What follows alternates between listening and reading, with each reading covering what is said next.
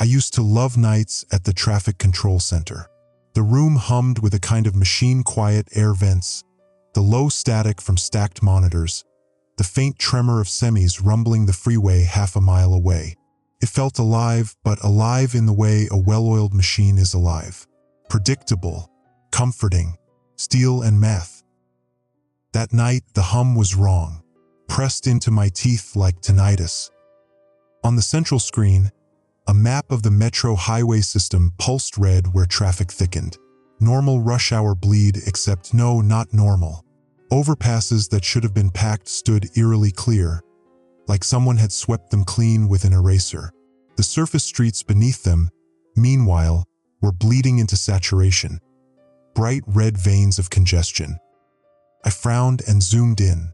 GPS reroutes were firing in waves, not random at all. Dozens of navigation apps all choosing the same narrow routes through old neighborhoods, ignoring the wide, open bridges. It didn't make sense. Algorithms don't spook. The fluorescent lights overhead buzzed harder, almost matching the flicker on the map. I muttered into the silence. Not a bug. Can't be. Not everywhere at once. I tapped commands, trying to override. The feeds resisted, stuttering like a locked door. On the far right monitor, a Riverside Overpass camera refreshed. Empty. A multi-lane artery in the dead center of the city, at peak commute, showing nothing but shadows cast by sodium lamps. And then, every speaker in the control room chirped, the jarring, hollow tone of the emergency alert system. The sound punched straight into my sternum. The message scrolled across all screens at once. All clear. Roads safe. My throat tightened. We hadn't issued anything. S-tones don't fire themselves. I pulled raw code. Lines jittered, symbols where numbers should be. My reflection in the dark glass monitor looked pale, eyes wide.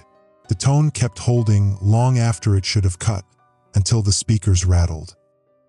Jesus? I muttered, clapping my palms against my ears. The alert cut, but the silence wasn't clean. I swear I heard something under the static, like concrete cracking underwater. I turned back to the live traffic data and froze. The software displayed 2,047 vehicles on Riverside Overpass. I zoomed in. Feeds still showed it empty, nothing moving. I blinked, refreshed the data. Number dropped to 0. Refreshed again, back to normal counts on side streets. I whispered, "That's impossible." My phone lit up, vibrating against the desk. I hadn't touched it. The traffic app was already open, glowing white. It rerouted my own home address through narrow surface streets, the route traced in violent red. A warning notification blinked. Overpass routes unavailable. Follow surface detour immediately. I leaned back, heart thumping, pulse sinking to the faint vibration through the desk legs. Trucks passing, I told myself. Trucks always pass. But the vibration grew steadier, more rhythmic, until it was almost a pulse. And that's when rule number 1 came to me, the one I'd mocked in training. 2 months ago, during Infrastructure Stress Month, a safety officer had clicked through slides with that list of ridiculous, strange rules. Rule number 1, do not drive on any overpass or elevated roadway. Rule number 2, if your GPS reroutes you without explanation, follow it immediately. I remembered snorting and whispering to the guy next to me, "What's next? Don't feed gremlins after midnight?" Everyone laughed. I was the engineer, the one who swore bridges didn't just fail. Now, staring at the empty Riverside feed, I wasn't laughing. A low ping made me jump. Another alert, this one only on my desktop. Traffic advisory update. Source. Status. All overpasses cleared for safe travel. I clicked into it. The advisory was a perfect loop, scrolling the same 3 sentences again and again. Safe, clear, safe, clear. Each refresh stretched the words slightly, letters bleeding at the edges like wet ink. I tried calling Elias Ward at DOT, my direct line. No answer. Straight to voicemail. I started recording anyway. Ward, your system just pushed a false alert. Overpasses are wide open, but GPS is routing everyone off. Get me a real advisory, not this canned loop. My voice cracked at the end. The vibration under my chair finally stopped. For a moment, the silence felt surgical, like the whole city had sucked in a breath. I leaned closer to the Riverside feed. Something about the shadows under the bridge was wrong. They didn't line up with the light poles above. One shadow bent the opposite way, as though the light source was moving beneath the span, not above it. I blinked, rubbed my eyes. When I looked back, the shadows were normal again. I rubbed my jaw and forced a laugh. You're tired, Caden. Been staring too long. The laugh didn't hold. Another ping. My phone again. This time the lock screen glitched, lines of text dragging across it. If your GPS reroutes you to surface streets without explanation, follow it. I stared, breath shallow. That wasn't a city-issued rule. That was one of the strange rules from training, the ones we joked about. But seeing it on my own personal phone in system font, no source attribution, it felt like the device was whispering directly into me. I wanted to shut everything down. Go home. Forget it. But my chest hurt with the knowledge that this wasn't a bug, wasn't random. Something was pushing people into the streets and leaving the bridges empty. And the system was helping it. The S-tone shrieked again, sudden and sharp. This time the message wasn't words, just block symbols and jagged lines that twitched across the monitors like a heart monitor flatlining. The lights overhead dimmed, then surged. I could taste copper on my tongue. When the alert finally blinked off, my whole body shook with adrenaline. I gripped the desk, breath ragged, staring at the Riverside camera. Still empty, still too empty. I whispered into the static, "Who the hell's rerouting them?" The desk trembled once more, just enough to knock my coffee mug over. The dark liquid spread across my notes, bleeding into the grid lines like veins. And for the first time in years working this job, I didn't trust the roads anymore. The phone rang like a gunshot in the quiet room. Not my desk line, my personal cell. I snatched it up, nearly dropping it.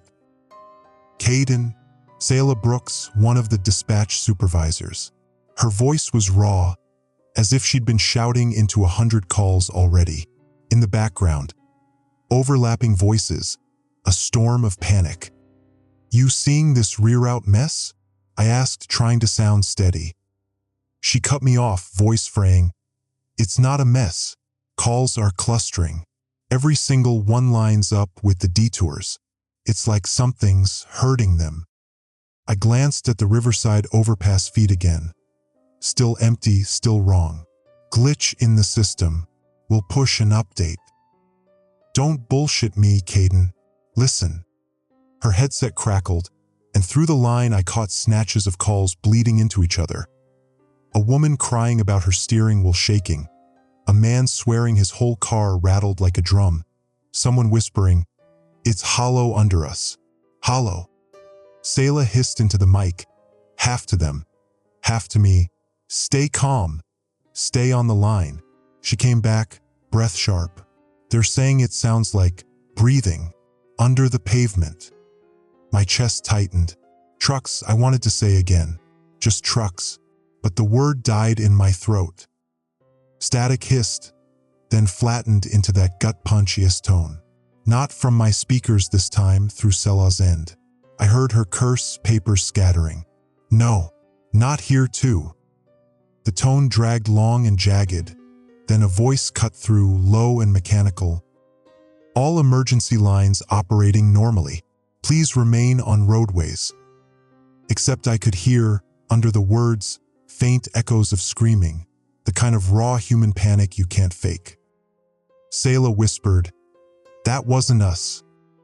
I pulled up another advisory. This one glitched mid-sentence, stuttering, "Overpass pass, Pass safe. Clear, clear, until the font bloated and crashed into black. Rule number 3 surfaced in my mind uninvited. Avoid areas with heavy vehicle vibration. It can hear you. The memory made my stomach flip. At training, I'd leaned back in my chair, smirking as the safety officer read it aloud.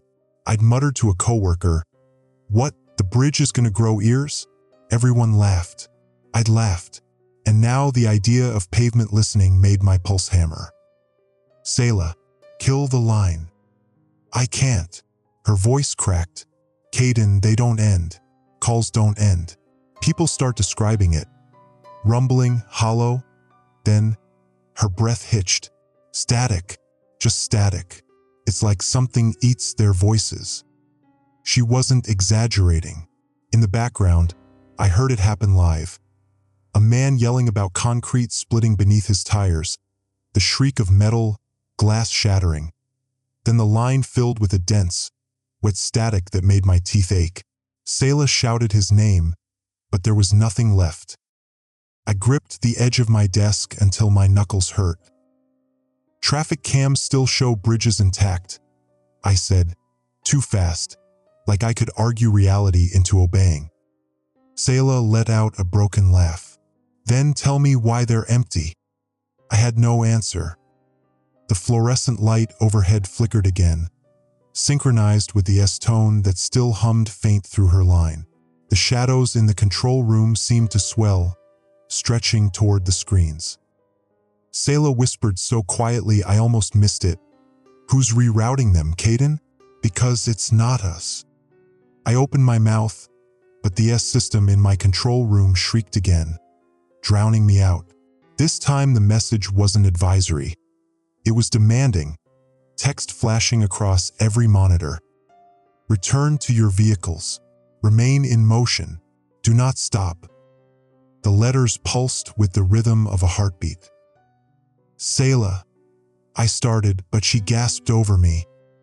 "Oh my God, they're looping traffic around the same streets, over and over."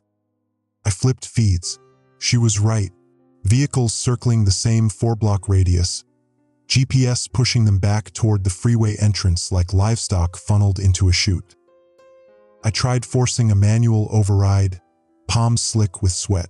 The interface flickered, showing cars moving in impossible patterns, driving side by side in the same lane, vanishing mid-frame.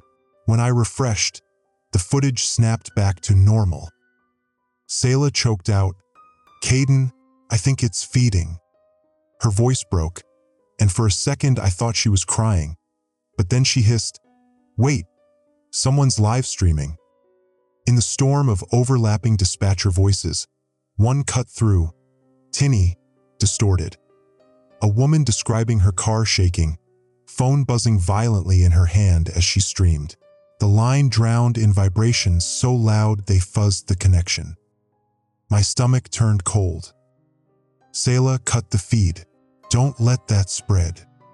"I told you I can't."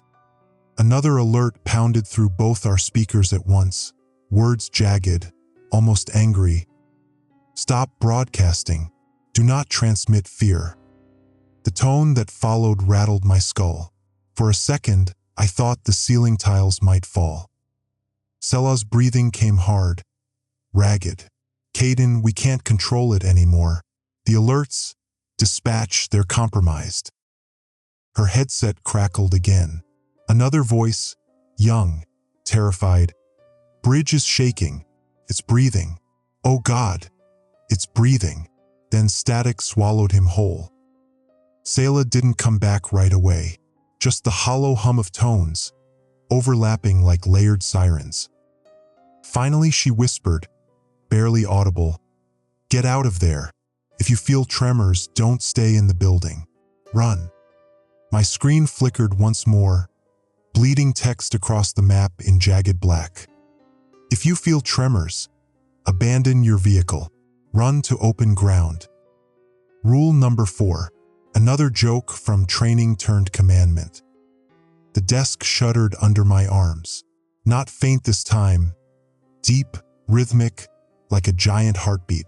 Coffee rippled in the puddle across my notes. I pressed the phone tighter to my ear. Selah? Selah. Static roared, swallowing everything. And then, in the split-second silence that followed, I heard it. Something vast moving beneath the concrete of the city, shifting its weight like an animal rolling in its sleep. The line went dead. The room vibrated before the phone even rang. A low, rolling pulse that rattled the pens in their holder and made my monitors hum like tuning forks. Then Selah's dispatcher line came alive in my headset, the audio jagged with static. Caden picking up live. Long-haul trucker, Riverside Overpass. Lines unstable, but he's not exaggerating. Her words blurred into another voice, deeper, strained by engine noise. This is Thorne, Micah Thorne. God, it's sagging. Jesus Christ, it's sagging. I sat bolt upright, eyes fixed on the Riverside feed. The overpass looked intact, traffic rolling smooth. My engineer brain screamed at me. Compression artifact, bad frame rate, visual lag. But Micah's voice was raw terror, no filter. Whole damn decks folding. Not breaking, folding. Rebars. Oh Christ, rebars twisting like wire. The audio snapped with a metallic shriek that made me wince, like a steel cable snapping under load. I leaned closer to the monitor. The cars on the bridge seemed to shiver, frames duplicating, ghost images lagging behind. For a split second I thought I saw the span itself bulge downward, like a lung filling. Then the feed stabilized, looked perfectly normal again. Micah shouted, "It's hollow under me. I swear to God, it's hollow." His rig engine roared, gears grinding. The microphone picked up a new sound under it.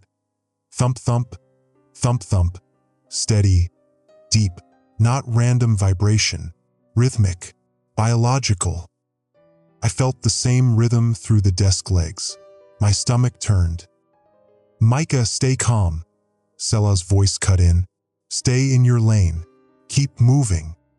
The S-tone blasted across my monitors before he could answer, making me flinch. The alert text bled across every feed at once. "Do not abandon vehicles. Remain on roadways. This is not a test." The words pulsed red, synced perfectly with the thump-thump in the background of Micah's line. "No," I whispered. "That's not us. That can't be us." Micah's voice broke through again, ragged, decks flexing like it's breathing. "I can feel it in the wheel. Oh Christ, it's pulling." There was a scream of twisting metal so loud I ripped the headset off. The speakers carried it anyway, filling the room. Concrete groaning, glass shattering, a chorus of car alarms rising in panic. On my monitor, the bridge didn't collapse, it sank, like something beneath had swallowed its middle span whole. Asphalt rippled and dropped, cars sliding toward the center as if dragged into a throat. For a fraction of a second, the camera caught what was underneath. Not rebar, not concrete, something wet, glistening, a cavity flexing like cartilage, lined with struts that bent like ribs. Then static wiped the image clean. I heard Micah shouting, voice drowned by chaos. "It's alive! The bridge is." The line cut to static so sharp it buzzed my jaw. Silence fell, a silence worse than the noise. My monitors flickered back, showing the Riverside Overpass perfectly intact, traffic rolling across like nothing had happened. No sagging, no rupture. The cars that had fallen into that flexing cavity were just gone. Selah's voice came back, small, hollow. "Caden, I lost the whole block of lines. None of them came back." I couldn't answer. My hands shook so badly the mouse rattled against the desk. Rule number 1 burned in my mind now, undeniable. Do not drive on any overpass or elevated roadway. I remembered smirking during training, leaning back in my chair while the instructor droned through the rules. I'd whispered to the guy beside me, "Sure, what's next?" Bridges with teeth? We laughed. And now Micah Thorne had died choking out the words "it's alive" while a bridge swallowed him whole. My joke had a body count. Another alert slammed across the system, this one even more corrupted. Do not stop. Remain in motion. The bridge is safe. The bridge is safe. The second line repeated until it smeared into itself. Thebridge safe, Thebridge safe, Thebridge safe. Coffee still rippled in its puddle. The desk tremored once more, like a giant shifting its weight underground. I tried pulling Riverside's traffic count manually, desperate to prove something still existed. The query spat out zeros. Every license plate logged on that span in the last 10 minutes erased, like those cars had never touched the system. Ghost cars, wiped clean. Selah whispered, Caden, if it can mimic a bridge, how many others are already gone? The question hollowed me out. Outside, faint and low, I thought I heard it again, like concrete shifting but wetter, deeper, as if the whole highway grid had lungs and it had just taken a long, patient breath. The traffic control room was too quiet after Riverside. Silence pressed on my ears until the faintest vibration felt like a scream. I stared at the monitor showing an overpass I now knew wasn't an overpass at all. My coffee still rippled like a seismograph, marking beats too deep to hear. Then another sound intruded, tinny, rapid, echoing from Selah's patched feed. Caden, it's happening again. Someone's streaming it. I can hear it bleeding into dispatch. My gut dropped. Streaming what? Her breath caught. Collapse, or whatever that was. Riverside still showing clear on our end, but Lydia Zane, she's live. 200,000 viewers in 5 minutes. I cursed. Lydia, queen of viral city hazards. The kind who could turn a pothole into a trending hashtag. Now she had the monster itself as content. I pulled her stream onto my auxiliary monitor. Pixelated headlights stretched across the overpass. Her camera phone wobbled in her hand. She was laughing at first, the sound jagged and breathless. Look, see that sag? That's not normal, right? I told you. Her followers spammed comments, laugh cry emojis, bridge collapse memes. But then the laughter cut short. The frame shook violently. Lydia's voice pitched high. Wait, do you hear that? Oh my God, it's vibrating. My phone's. The image blurred as the device rattled in her grip. A low thump-thump bled through her microphone, almost in sync with my own desk vibrations. Viewers flooded the chat. What is that sound? Is this fake? My phone's buzzing 2TF. My palms went slick. The resonance wasn't just under Lydia's rig. It was traveling through her broadcast, vibrating across devices. Selah, I whispered. It's feeding off the signal. Static roared through her end like confirmation. On Lydia's stream, the span warped, asphalt rippling under the headlights. She screamed, the sound distorted, doubling back with a metallic edge. Her phone buzzed so violently it blurred her face into smears of light. Then came the AS tone, slicing through her feed this time, an impossible hijack. Red letters smeared across her video in real time, bleeding into her comment feed. Stop transmission. Do not transmit fear. The audience thought it was a filter. Comments poured in. WTF is this ARG? Best collab ever. Yo, I feel my car shaking aren't. And then people weren't laughing. They typed faster. Panicked? Why is my steering wheel vibrating? My phone is burning hot. Bro, I can hear it under my house. The entity wasn't local anymore. Lydia's viral reach had become a tuning fork for the whole city. Selah's voice was a hiss. Caden, the calls are spiking. Every block that's streaming her, lines jammed. People reporting tremors in their floors. I gripped the desk edge, eyes burning.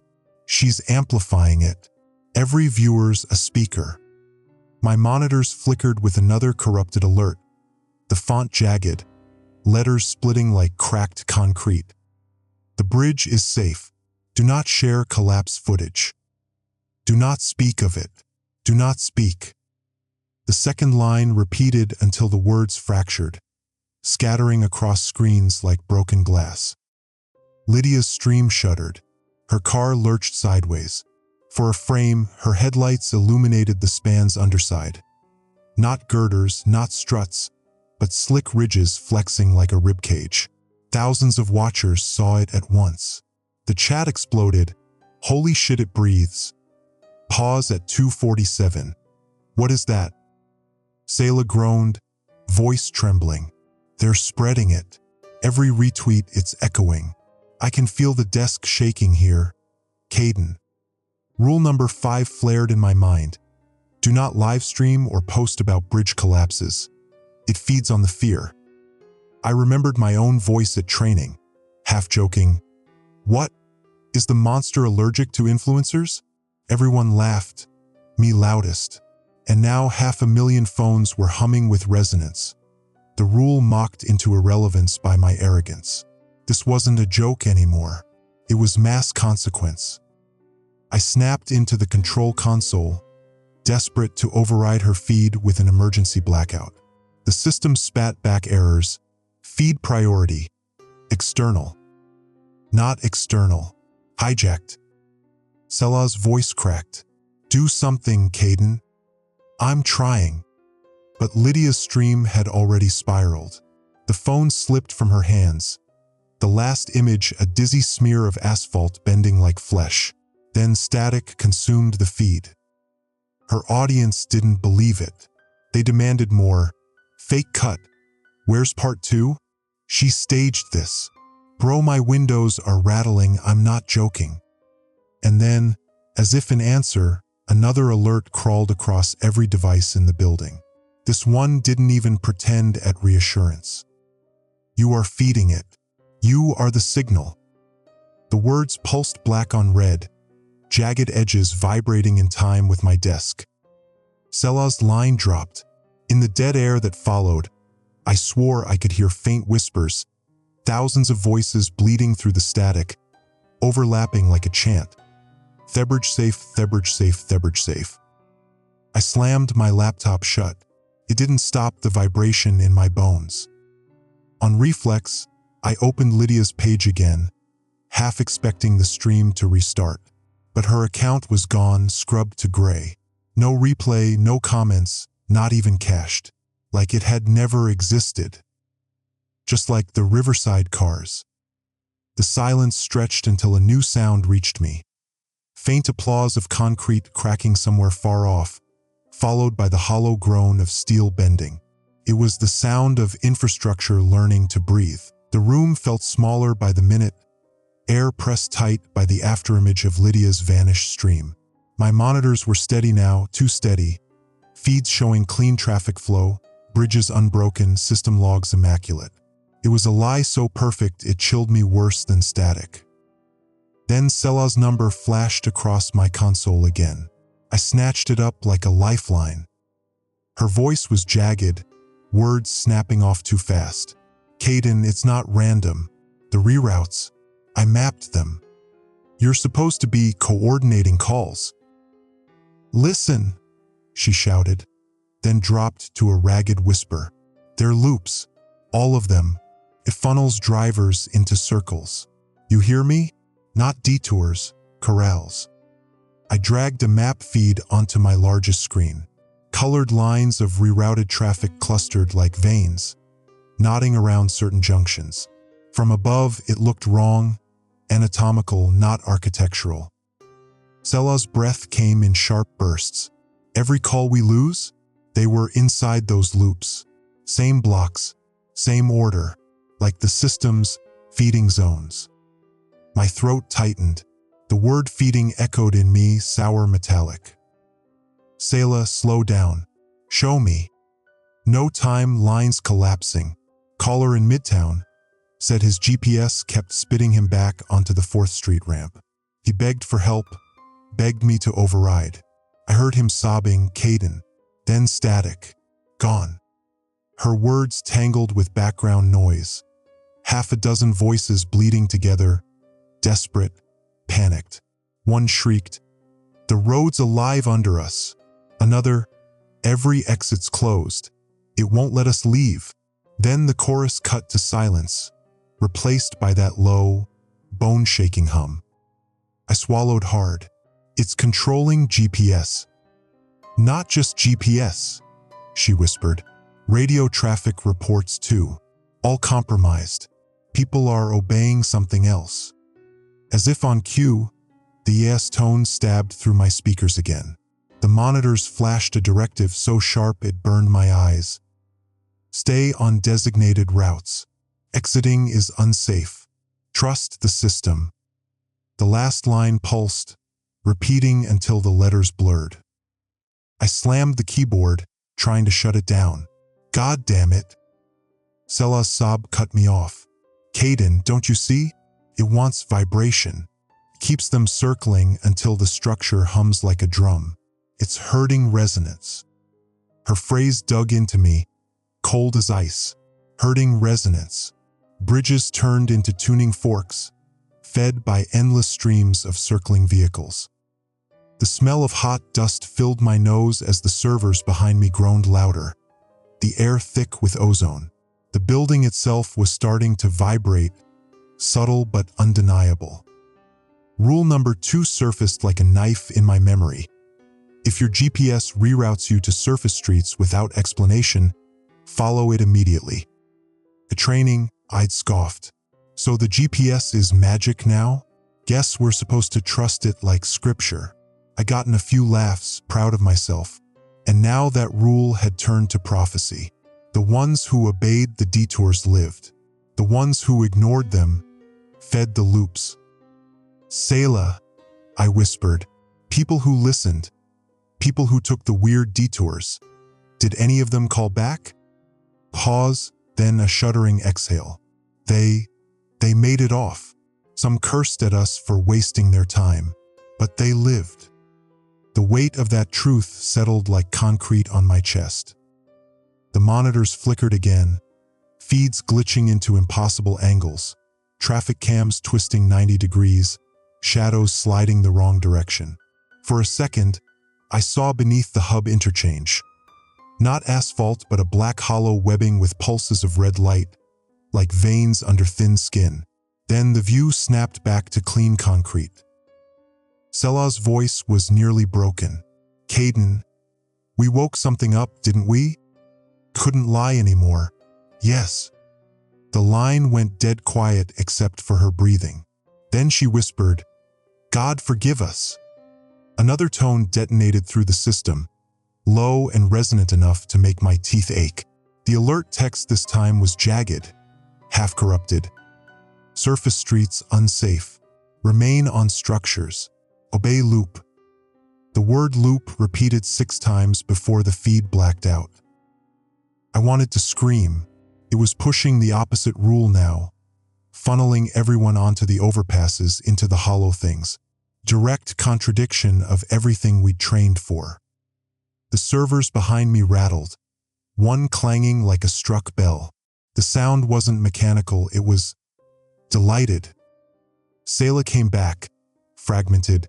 "Caden, their screams. It stops when they stop posting. It likes the noise. It needs us to talk about it." Her headset popped, the sound of distant glass breaking on her end. "I don't think we can contain this. Every feed, every device, it's a mouth. And it's hungry." I gripped the desk until my nails bent. "Then we cut the signals." "You can't," she shot back. "You're inside its nervous system." Her words landed heavy. I looked around the control room. Rows of monitors, cameras, sensors, all humming in time with that awful heartbeat vibration. It wasn't just tracking traffic. It was learning us. The lights overhead buzzed and flickered, shadows stretching too long across the screens. I swear I heard the faintest whisper, not static this time but language. "Loop, loop, loop, loop." I pressed my hands over my ears, but the word crawled under my skin. Selah's voice cracked. Caden, it knows we're watching. The S tone blared once more, final and furious, shaking ceiling tiles loose. Every monitor flared with a single message, black text on red, jagged like teeth. The loops are safe. The loops are safe. Enter them. Trust. The words pulsed, synced to the thump under my feet. I backed away from the console, bile rising in my throat. And then, another sound, faint but growing. A chorus of car horns wailing together somewhere outside the building. Not chaotic, not random. Perfectly timed, like an orchestra following a conductor. Selah screamed in my ear. They're making it sing. Then silence, horrible, sudden. The horns cut off all at once, leaving the air heavy, expectant. On my screens, the reroute maps shifted, not random at all anymore. The lines curved with impossible symmetry, not traffic patterns, sheet music. I left the control room before the walls could hum me apart. The hallway was worse. Fluorescence buzzing overhead, floor tiles trembling in little pulses that synced with my heartbeat. The DOT sub-office was 2 floors down, but it felt like stepping into a bunker carved from rot. Paper stacks collapsed across desks, half-lit monitors glowing with corrupted maps. And at the center, Elias Ward. His tie was loose, shirt damp with sweat, hands shaking over a mess of folders. He looked like he'd been trying to bury something in paperwork and lost. Caden, he rasped, voice shredded. You shouldn't be here. Not now. I shut the door behind me. You knew. His laugh was raw, almost a sob. Knew? No. We tested. We prodded. Never knew it was alive. He shoved a folder at me, pages spilling across the floor. Grainy images of bridges marked with concentric stress circles, glowing red like ECG scans. Not load charts, heartbeats. We ran harmonic stress tests, he stammered. Months. Thought we were modeling failure points, resonance thresholds. But every time we forced vibration through, every time we fed it. The fluorescent light flickered. A low groan rolled through the building, like the whole floor was settling. Elias froze, eyes darting to the ceiling. Keep your voice down, he whispered. It hears through vibration. Rule number 3 slammed into my skull. Avoid areas with heavy vehicle vibration. It can hear you. At training, I'd smirked when the instructor read it aloud, leaned to my partner and whispered, "So the bridge is eavesdropping now?" The room cracked up. I'd rolled my eyes and marked the rule as nonsense. And here was Elias, trembling, whispering like a man hiding from God. "We didn't reinforce them," he whispered. "We hollowed them out. The entity held them up, wore them like scaffolds. That's why collapses looked impossible. They weren't collapses. They were swallowings." The overhead lights rattled. Papers skittered across the floor like insects. He shoved another page into my hands. A seismic readout jagged with spikes. But instead of geological notes, the margin read, "Pattern recognition, predictive modeling, mimicry accelerating." "It learned," Elias gasped.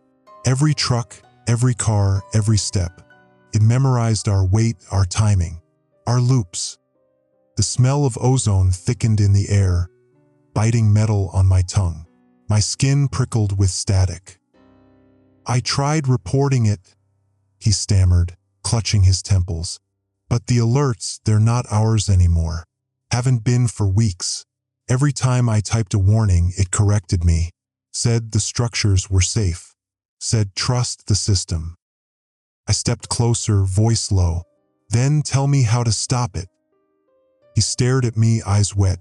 "Silence. Isolation. You starve it. But the city never stops moving. We built it an endless meal." The floor tremored beneath us, sharp enough to rattle the cabinets. A guttural hum rolled through the walls. Elias pressed a finger to his lips, trembling.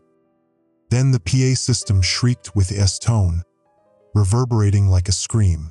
The speakers bled a single directive.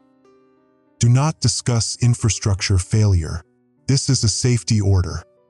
The voice under it wasn't robotic. It was layered, thousands of faint human cries, mashed into one command. Elias clutched his head, whimpering. It's in every channel now. Reports, dispatch, even us. The monitors on the wall blinked black, then erupted with red jagged text. Conversation breach detected. Do not speak of it. The letters pulsed like a heartbeat, synced to the tremors in the floor. Elias broke then, rambling, fragmented. We thought it was cracks in concrete, stress points, but cracks don't hum. Cracks don't remember the cars that cross them. It remembers Caden. It remembers everyone. I gripped the folder so hard the paper tore. Why cover it up? Why lie? He laughed bitter, broken. Because admitting it meant admitting we built it. The grid is its skeleton, its veins. Every ramp, every bridge. We gave it a body. The servers behind his desk groaned, lights blinking like a pulse. Elias leaned close, whispering so low I almost didn't catch it. The hub is its heart. 5 highways feeding one junction. That's where it wakes fully. The word hub hit me like ice water. My screens upstairs had already hinted it, traffic converging unnaturally there. Before I could answer, the PA shrieked again. Another alert. Do not approach Central Interchange. Area is stable. Trust the reports. My hands shook. Reports saying stable meant the opposite now. Elias gripped my arm with surprising strength. Don't you see? It's not collapsing infrastructure. It's rewriting it, replacing concrete with itself. You can't trust your eyes. If you hear a tremor, run. Rule number 4. His whisper sharpened it into law. The floor lurched under us, books toppling, lights swaying. Elias's face went pale as chalk. It heard that, he whispered. We're too loud. The vibration grew deeper, heavier, like something massive shifting just below the foundation. The PA sputtered, static choking the line. Then the system spat one more warning, jagged black on blood red. Silence or be absorbed. Elias clamped both hands over his mouth, eyes wide. I could taste iron in the back of my throat, the air vibrating hard enough to set my teeth on edge. I pulled him toward the door, but he shook his head violently, mouthing words I didn't want to hear.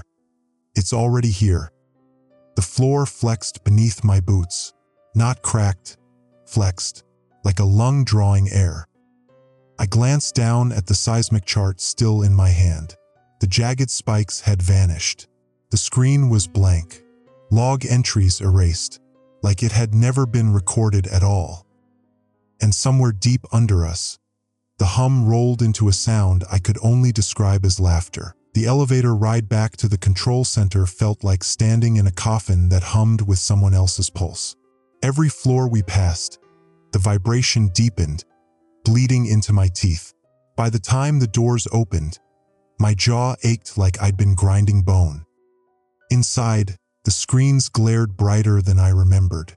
The maps weren't just traffic overlays anymore. They throbbed with pulsing red veins, highways branching like arteries. My city's circulatory system, alive and pumping. Caden, Jolie's voice cracked through the static of the landline, sharp and urgent. She was one of the seismologists we consulted for quake prep. I didn't even remember calling her. Maybe the system had. Jolie, you're still online? I croaked, throat raw. For now, your lines are cutting in and out like they're breathing. Listen, your city's seismic profile doesn't make sense. Her words tumbled fast, panic-shocked. My instruments, they're not reading collapse events. They're reading absorption. Vibrations disappear mid-pulse, gone, like something's swallowing them whole. I gripped the console. So it's not breaking bridges? No, she hissed. It's replacing them. My monitors, Caden, the signatures don't match concrete. They match tissue, elastic resonance, like lungs or muscle. Your overpasses are being rebuilt while you drive across them. It's wearing them like skin. My stomach flipped. Rule number 1, do not drive on any overpass. Not superstition, not paranoia. The goddamn floor beneath your tires wasn't floor anymore. I looked up at the nearest feed. A camera perched over the riverside span showed rush hour emptiness. A surface too smooth, too perfect. When headlights finally cut across, the surface seemed to flex faintly under them, sagging and recovering like cartilage. My hands shook on the keyboard. Jolie, are you recording this? She gave a sharp laugh that broke like glass. I was. Every readout vanishes. Logs go blank, like it's erasing itself. The data doesn't survive past real time. The air in the control room tasted of iron again, hot metal and ozone, like the servers were burning from the inside.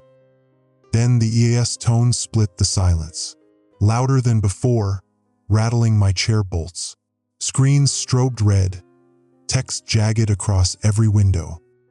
All structures sound. Stability confirmed. Trust infrastructure reports. God damn it, I whispered. It's lying louder.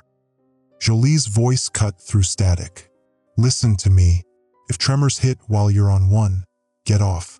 Don't hesitate. Concrete doesn't breathe. If you feel it breathe, run. Rule number 4, hammered again into my skull, now wearing her voice like scripture. The speakers popped. Her line fractured with a piercing hum, like a bow dragging across metal. Jolie screamed mid-sentence, voice warping into garbled echo. Not seismic, it's listening through. Static devoured her. The line went dead. I stared at the receiver, heart slamming. She hadn't hung up. The system had swallowed her call whole. On the screen, Riverside's span shivered. For a second, the entire bridge looked wrong, like the shadows underneath moved half a beat out of sync. Then the feed corrected, surface still as glass. I muttered, silence or be absorbed. Elias's whisper still clung to my ears. I flicked through other feeds, desperate. At the 49th Street overpass, traffic crawled. A sedan's headlights caught the surface in sharp relief, and I saw it. The bridge didn't carry the car, cradled it.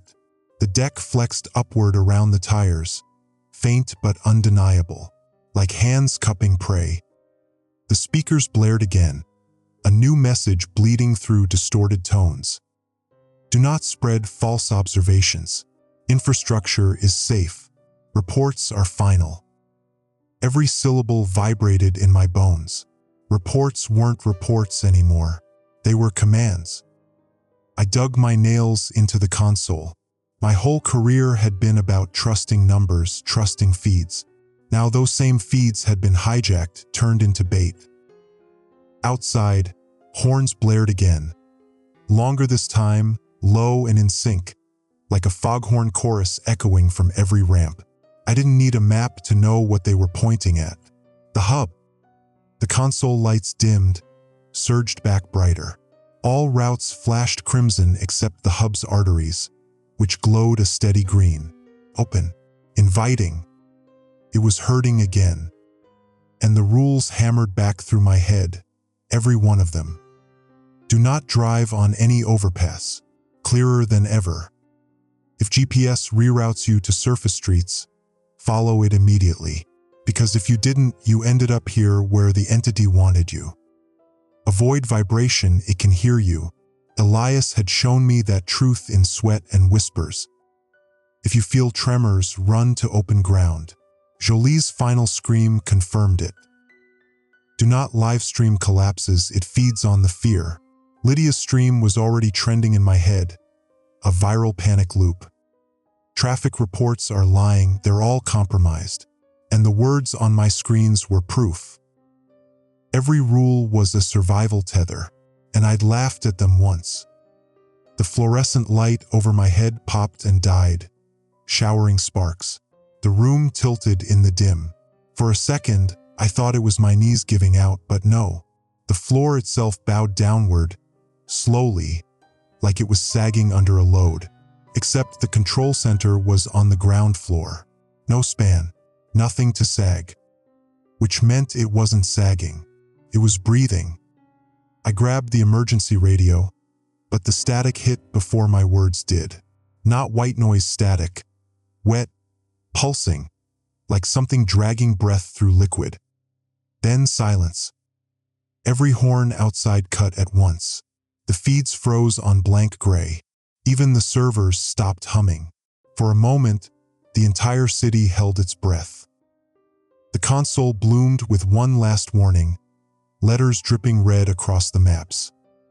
You are inside. My throat closed. The city wasn't being taken piece by piece anymore. The building itself had been rewritten. The silence didn't last. It ruptured with a groan so deep the floor vibrated through my ribs. Dust trickled from the ceiling tiles, tiny grains of grit peppering my tongue with bitter chalk. The screens flickered back to life, not with maps, but with a single image mirrored across all 20 monitors. The hub. 5 highways spiraling into one massive interchange, captured from impossible angles.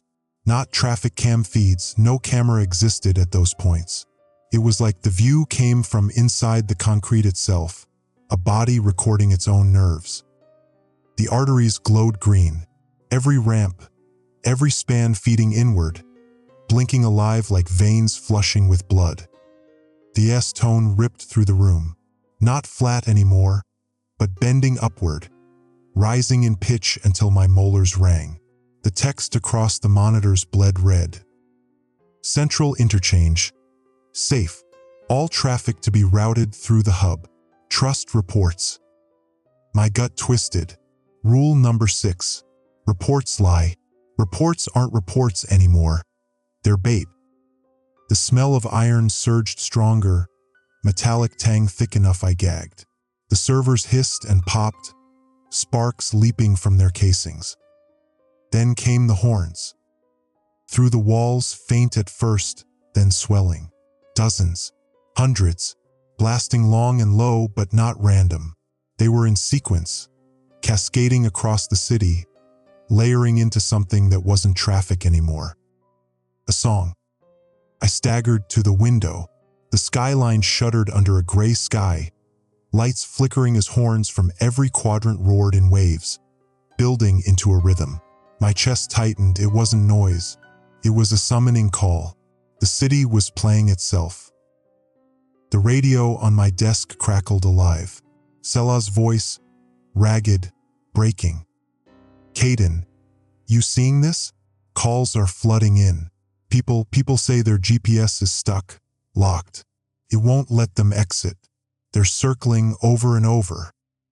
Her words tumbled faster. Some tried surface streets. Their engines stalled. Phones screamed at them to rejoin traffic. It's hurting them. My knees buckled. The hub. It's sending everyone to the hub. A sob cracked through her line. One caller. She swore the pavement under her car wasn't solid. Said it was breathing. I pressed a hand against the console to stay upright.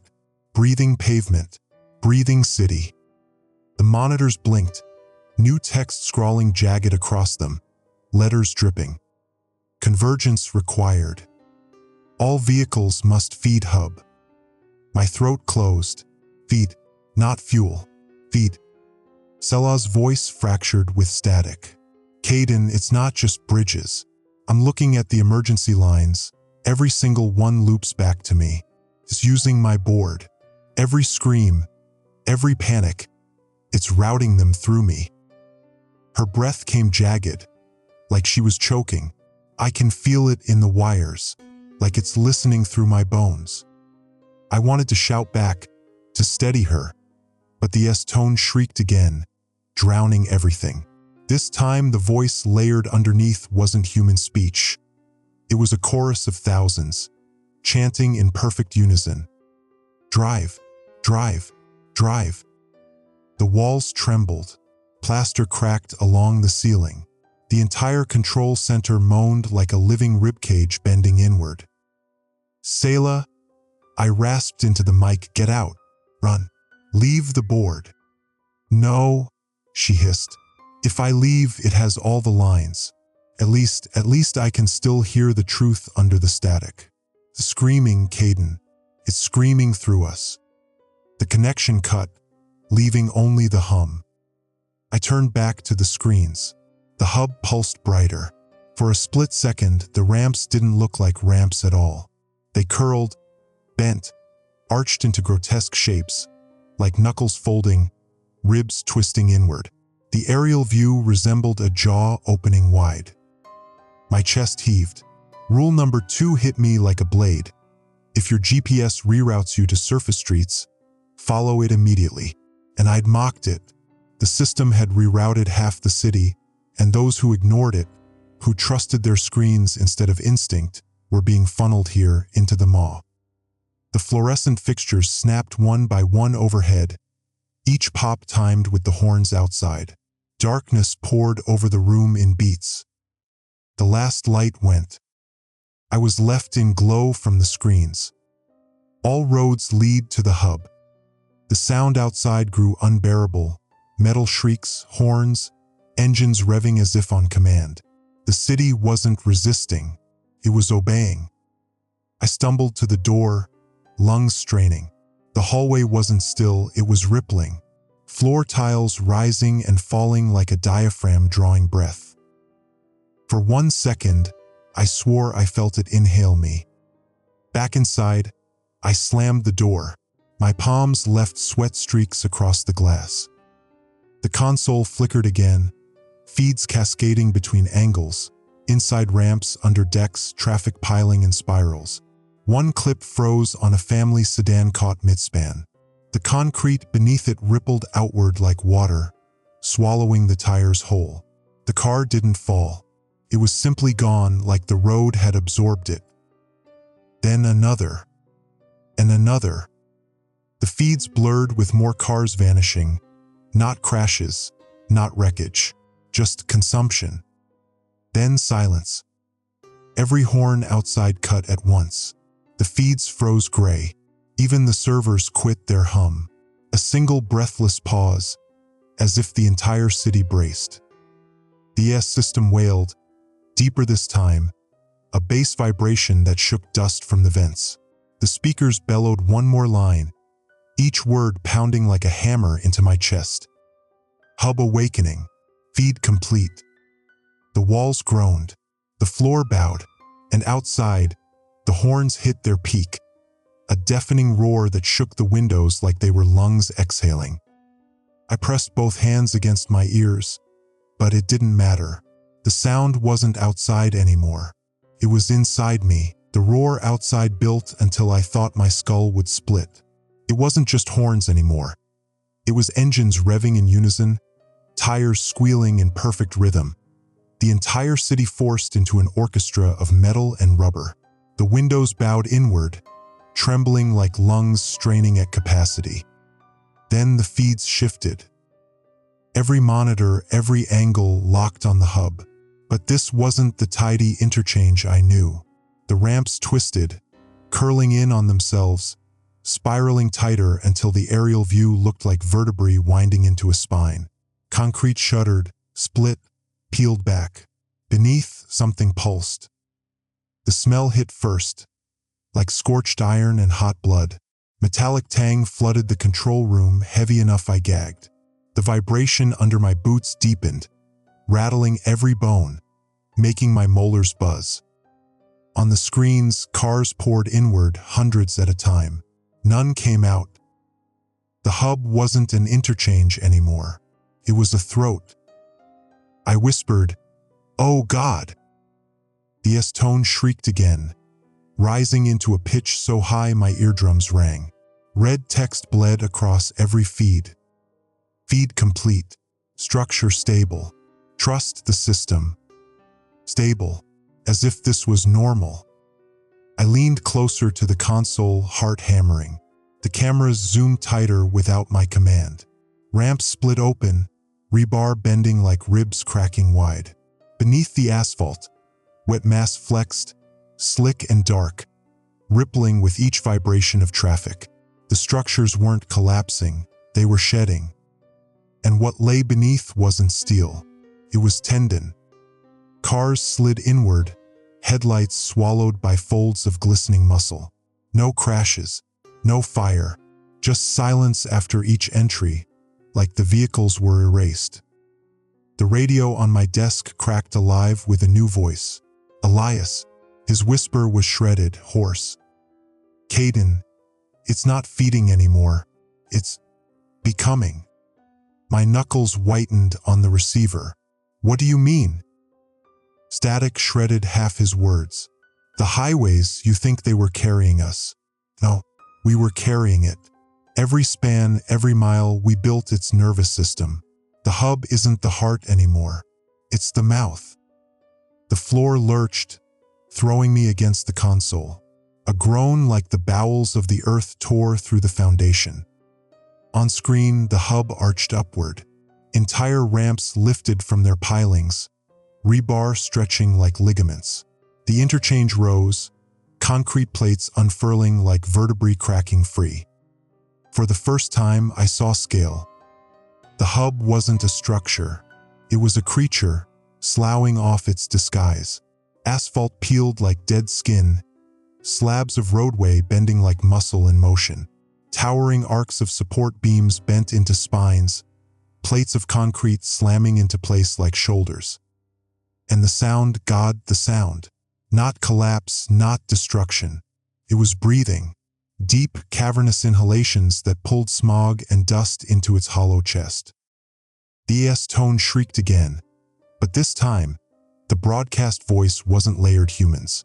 It was one voice, enormous, guttural, reverberating through every frequency.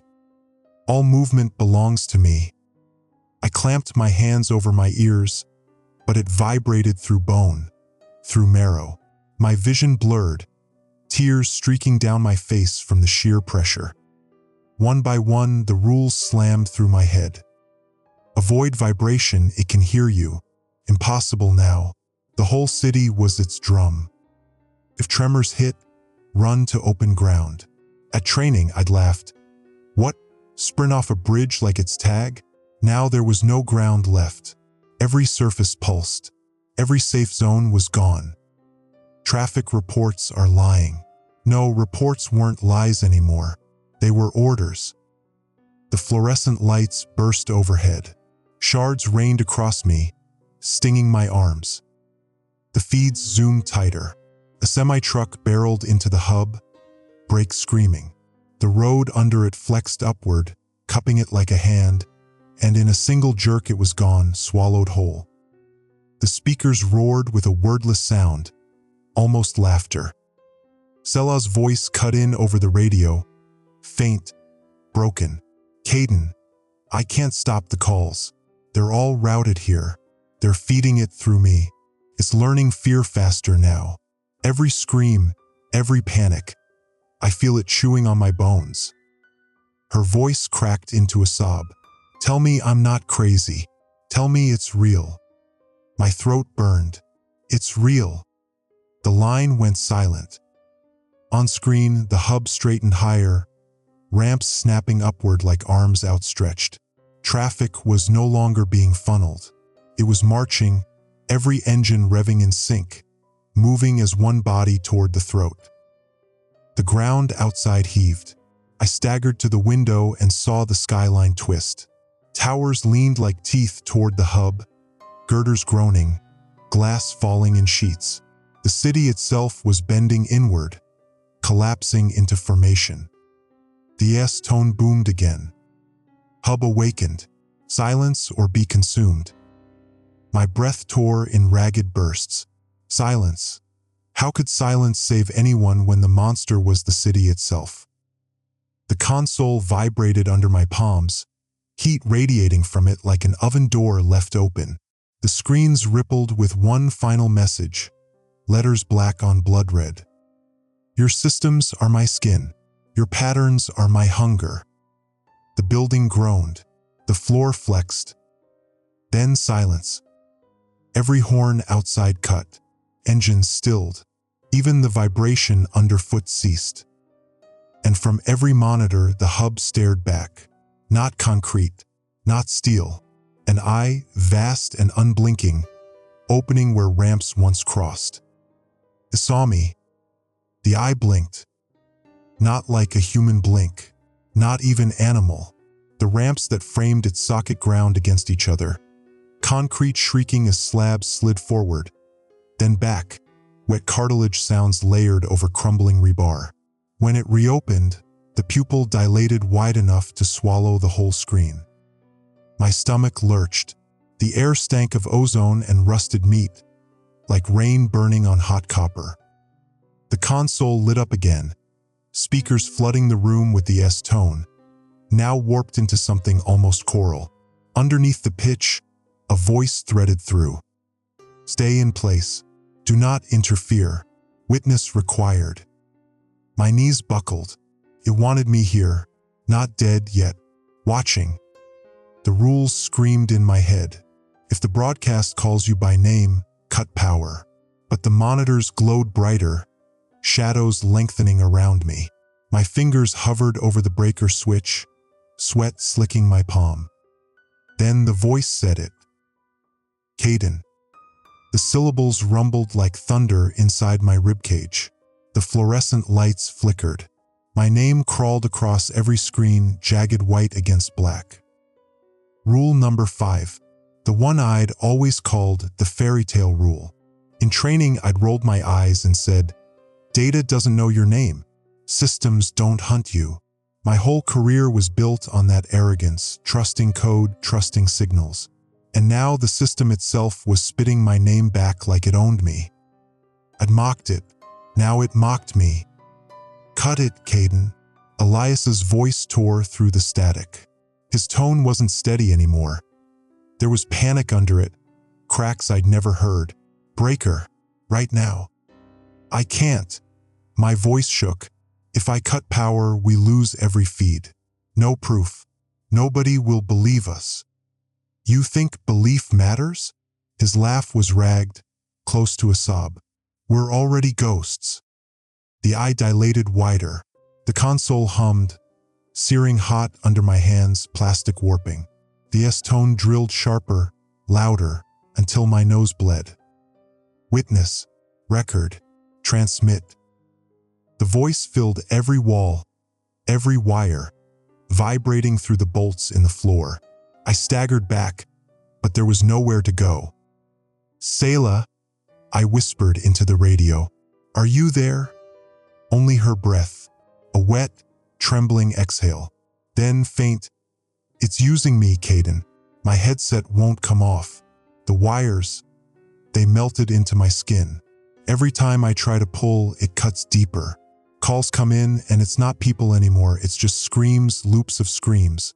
They echo inside my skull like someone else is breathing through me. I think it's feeding them into its lungs. Her sob cracked, static chewing the edges of her words. Don't let it use you. My chest tightened, lungs clamped by invisible hands. The console spat out a new alert. Next rule invalid. All human protocols rescinded. The monitors glitched, frames shivering like film stock catching fire. The city feeds didn't show traffic anymore. They showed arteries, thick with light, pulsing through the streets. Every car's headlights were capillaries, converging toward the hub's chest. I pressed my forehead against the cool metal edge of the desk, trying to breathe. I'd spent my life worshipping systems, procedures, trusting that if the code was followed, order held. But the rules weren't protection, they were invitations. They'd always belonged to the thing, not us. A new tone ripped through, low and guttural, and for a second I thought it was my own heartbeat on loop. The speakers rattled, paper flew from clipboards, dust shook from vents. Then came the message, hissed like a secret across glass. Transmit or be erased. The word erased echoed in my skull. Not killed, not destroyed, gone like the cars sliding into tendon. No trace, no memory, like I'd never existed. I forced myself up. My hands shook as I toggled the emergency broadcast interface. The irony tore through me. After years of mocking the system, now I was about to use it. Elias hissed, "Caden, don't. You give it your voice. It owns every ear." I stared at the microphone, a black stub bolted to the console. My reflection wavered in its gloss. Pale, wide-eyed, streaked with blood from my nose. "Maybe people need to know," I said. "Maybe if I warn them." "Warn them of what?" Elias snapped. "That the roads they built are bones?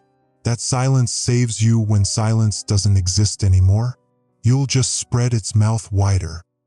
The eye on the screen pulsed, iris constricting. My speakers boomed with its breath. "Witness. Transmit. Now." I grabbed the mic, fingers slick. The weight of it felt like judgment. The silence around me deepened, as if the whole building held its breath. One word crawled out of me, dry and cracked. "This is real." The console surged with heat. Alarms screamed. My voice looped back through the speakers, distorted, stretched. "This is real. This is real. This is real." Each echo layered until it wasn't me anymore.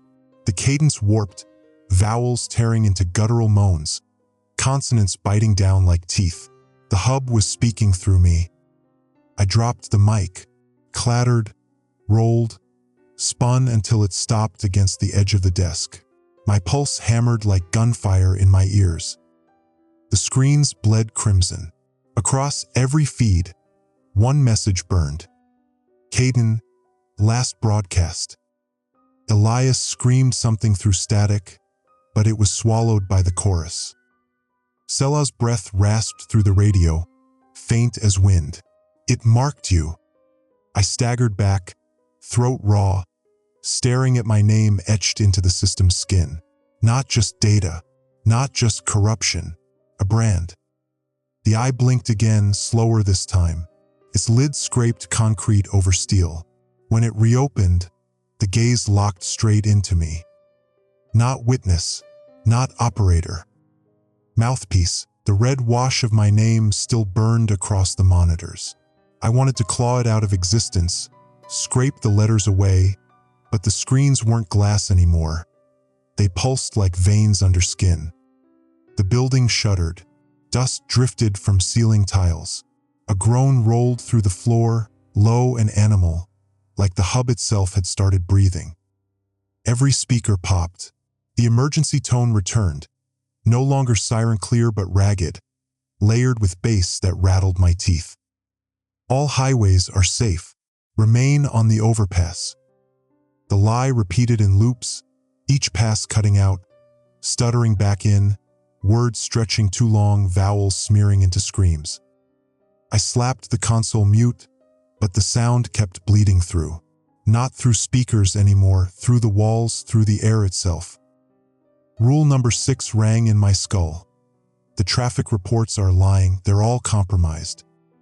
I used to laugh at that one. I'd built my career on data integrity, swearing by every traffic report, every GPS reroute. Numbers don't lie, I'd say. And now here it was, proof that numbers weren't just lying, they were weapons. Another quake slammed the floor. A side monitor sparked alive, showing an aerial drone feed over the hub. The interchange didn't look like concrete anymore. The ramps flexed, rippling with muscle beneath asphalt skin. Cars clustered in spirals, drawn by false GPS routes, headlights blinking like blood cells trapped in circulation. A voice cut in Selah, ragged, half-static. "Caden, it's widening. My call logs, 37 collapses in 12 minutes. Not collapse, absorption. They're not found. They're reissued. Same plate numbers. Same car models. I even heard it. Same little boy's voice crying for his mom on two separate lines. Same words, same tone, two mouths, one sound. Her voice broke, shuddering. They're not people anymore, Caden. They're copies. My throat closed. Duplication. Vehicles and voices remanifesting. Flesh of the thing now, indistinguishable until they weren't. The overhead lights flickered. One after another, they went dark, plunging the room into bruise-colored glow from the screens. Elias burst onto comms, shouting over a roar of wind. Containment failed. We tried the silence, cutting networks, pulling comms. It adapted. It broadcast itself through car radios. You hear me, sharp? Through radios.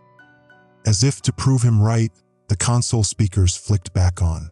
Snippets of FM chatter cut across emergency tones. DJs repeating phrases not their own. Overpass is clear. Drive, drive, drive. The words stacked, desperate, malevolent. I pressed my palms to my ears, but the sound vibrated in bone.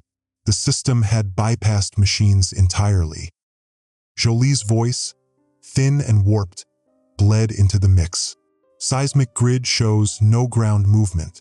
Tremors aren't geological. They're circulatory. The hub is pumping. The city is the body. Her words dissolved into coughing, then silence. My gut twisted. They'd tried containment. They'd failed. The rules weren't rules anymore. They were just warnings written by survivors already dead. The console flashed a new message. Caden, transmit escalation.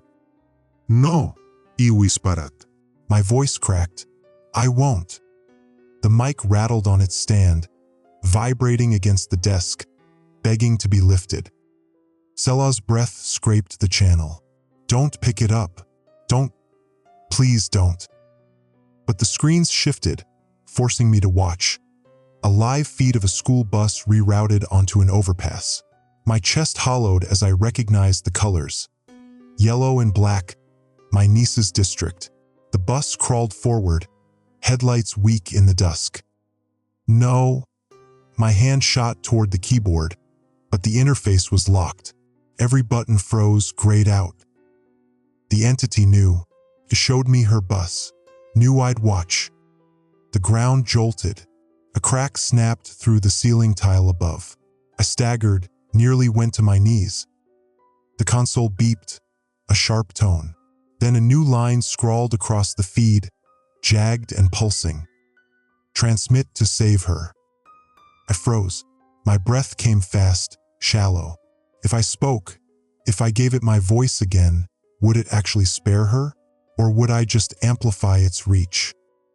Elias screamed in my ear, "Don't bargain with it. You're not saving her. You're training it." The bus slowed mid-ramp. Headlights flickered. My niece's district number glowed on the side, taunting me. Sweat burned my eyes. My flaw, the faith I'd poured into systems, into believing they could protect us, now it cornered me. This wasn't code. It wasn't infrastructure. It was hunger wearing highways like skin. The mic rattled harder. A hairline crack split its casing like something inside wanted out. Selah's voice broke through, weak. Caden rules said silence starves it. Silence. Don't give it more sound. I stared at the mic, my reflection broken across its curve. My hands shook. Another jolt. The building groaned.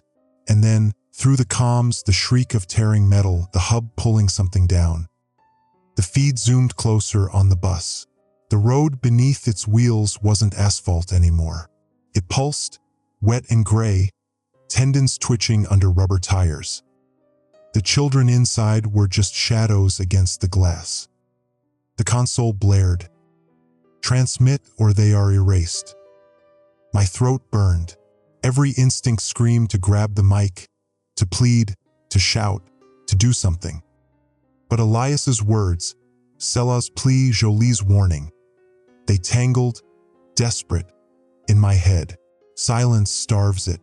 But could I really stay silent with her bus sinking into muscle? I clenched my fists so tight my nails drew blood. And then the feed froze, bus caught mid-roll, tires half submerged. The speakers hissed static, then a single phrase. Choose. The lights flickered again, plunging me into black. Only the eye remained on the screen, pupil vast, rim glowing faintly red. It watched, waiting. And all I could think, heart jackhammering, was this. If I speak, I give it my city. If I stay silent, I give it my blood. The eye pulsed once, and the feed unpaused. The bus inched deeper. The feed unpaused. The bus rolled forward, tires sinking deeper into the pulsing roadbed.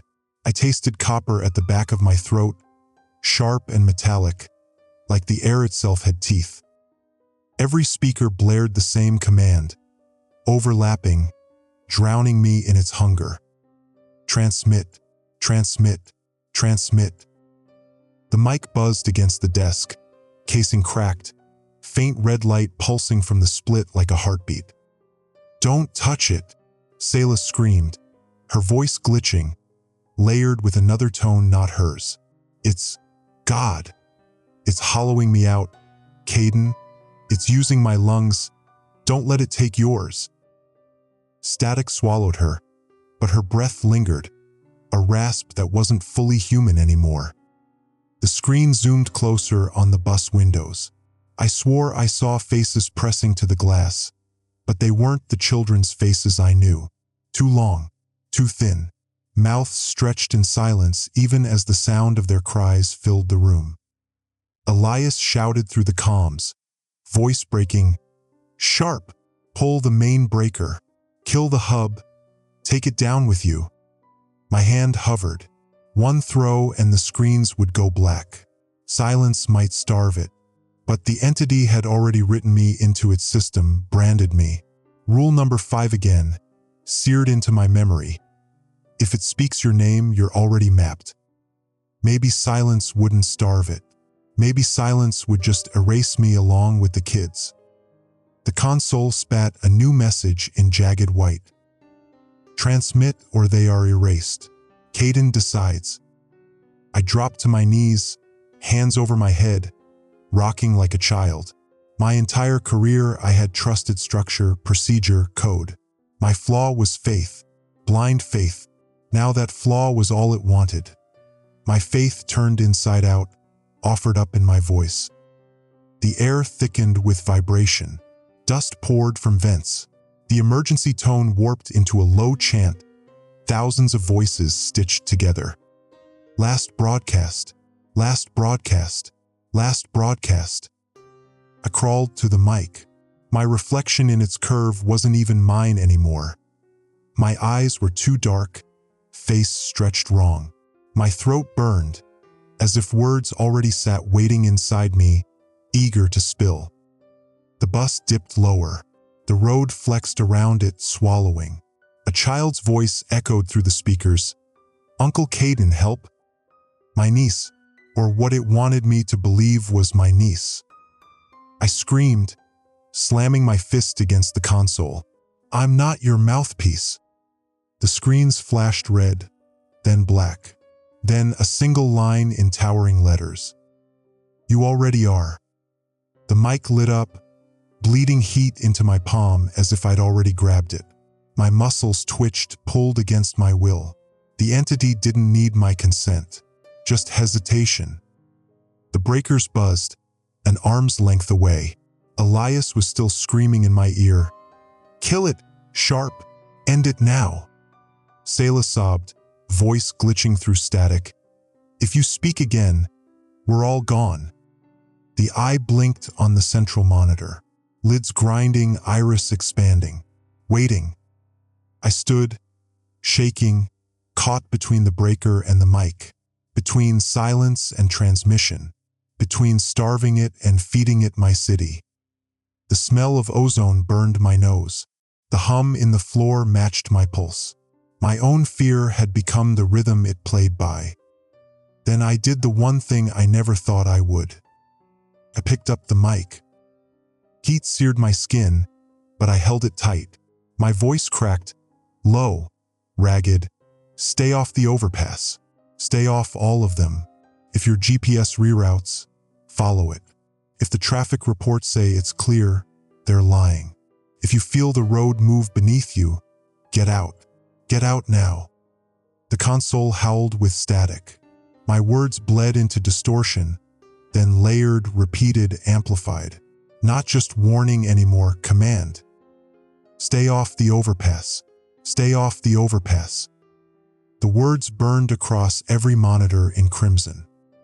The entity roared through me, deeper than sound, shaking the whole building.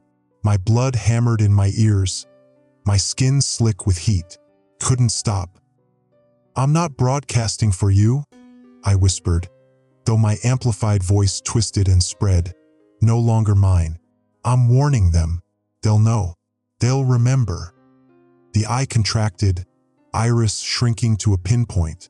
The screens pulsed like arteries about to burst. Then sudden silence. The hum stopped. The air went flat. The city feeds froze. Cars suspended mid-roll on overpasses of muscle and tendon. The mic cooled in my hand. For a heartbeat, I thought I'd starved it. Then the console lit again, slow and deliberate. This is real. This is real. This is real. My own words, stolen, looped back. But now they were everywhere, on radios, on phones, on billboards hijacked by the feed. My voice echoing, layered with others, reaching every driver in the city. I dropped the mic. It hit the desk and rolled away, clattering to the floor. The eye blinked once more. When it opened, the pupil wasn't watching me anymore. It was watching out, past me, into the grid, into everyone. The floor bucked, throwing me against the wall. Pain seared my ribs. The building groaned like it was splitting in half. Through the static, Selah's last whisper, "Caden, it's not starving, it's learning." The lights died. All screens went black except one, dead center. A final message scrolled, burning into my brain as the ceiling cracked overhead. "Caden, last broadcast complete." And beneath it, the line that would outlive me. "Stay off the overpass." The building collapsed.